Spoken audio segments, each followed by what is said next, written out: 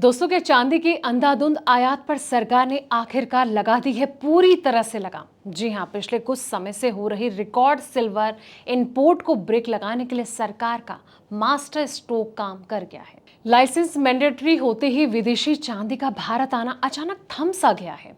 आखिर इस फैसले के बाद भारत के बुलियन मार्केट में क्या हलचल है और क्या इससे चांदी के दाम फिर उछलेंगे, देखिए हमारी एक्सक्लूसिव रिपोर्ट। नमस्कार, मैं हूं आपके साथ संध्या बिष्ट और आप देख रहे हैं द इकोनॉमिक टाइम्स हिंदी। दोस्तों, नई लाइसेंसिंग व्यवस्था की वजह से भारत में चांदी का जो आयात है तेजी से कम हुआ है। यही कारण है कि लोकल प्रीमियम कई महीने के सबसे ऊंचे स्तर पर पहुंच गया है। इस मामले की जानकारी रखने वाले लोगों ने ब्लूमबर्ग की रिपोर्ट में ये कहा कि ज्यादातर बैंकों को अभी तक इस सफेद धातु आयात के लिए जरूरी परमिट नहीं मिले हैं और वो सरकार की मंजूरी का इंतजार कर रहे हैं।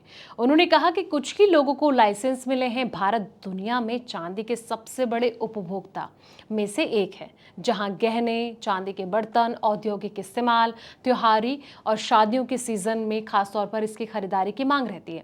घरेलू प्रोडक्शन ना के बराबर होने के बाद ये लगभग पूरी तरह से बैंकों और जो बाकी अधिग्रहण संस्थाओं हैं, यानी कि विदेशों से मंगाई जाने वाली सप्लाई पर डिपेंड है, और जिससे कि इसकी खरीदारी ग्लोबल चांदी की सप्लाई और मांग के संतुलन में एक अहम भूमिका निभाती है। अब सवाल ये कि कितना कम हुआ है चांदी का इंपोर्ट। कंसल्टेंसी मेटल फोकस के अनुसार देश ने विदेशी मुद्रा भंडार को बचाने के लिए मई में चांदी के आयात के लिए लाइसेंसिंग की जरूरतें लागू की, जिससे कि जून में शिपमेंट गिरकर अनुमानित 29 टन रह गया, जो कि जनवरी में 747 टन था। जून का कुल आंकड़ा देश की सालाना चांदी की मांग का 1% से भी कम होने का अनुमान था।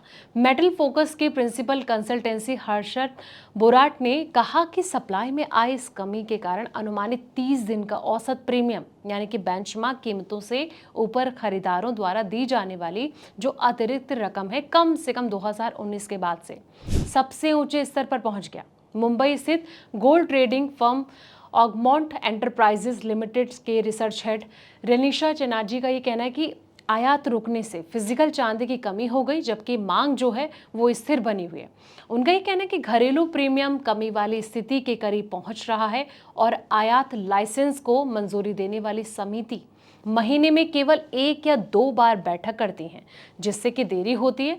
और अधिकारी ने पहचान छिपाने की शर्त पर ब्लूमबर्ग की रिपोर्ट में कहा कि नई व्यवस्था का मकसद थाईलैंड और संयुक्त अरब अमीरात जैसे देशों से चांदी के आयात में तेजी को रोकना है, जिनके साथ भारत के मुख्य व्यापार समझौते और नई लाइसेंसिंग प्रणाली ने कुछ व्यापारियों को उलझन में डाल दिया है।